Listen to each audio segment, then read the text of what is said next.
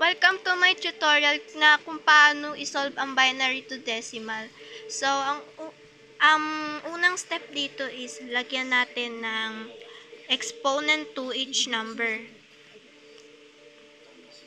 Then, next, lagyan natin ng numbering to dito, 0, 1, 2, 3. Then, ito, i-list natin siya. 1 times 2 is raised to 3 plus 0 times 2 is raised to 2 plus 1 times 2 is raised to 1. 1 times 2 is raised to 0. So, uunahin mo muna exponents bago i-times dito. So, 2 is raised to 3 equals to 8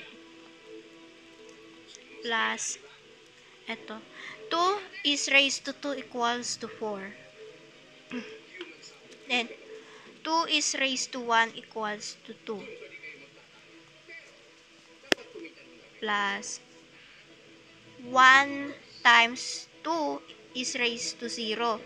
So, equals to 1.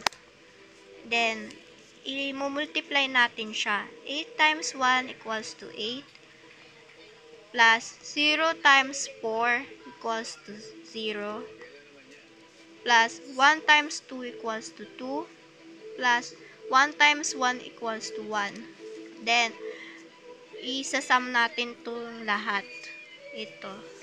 Then, 8 plus 0 equals to 8 plus 2, 10 plus 1 equals to 11.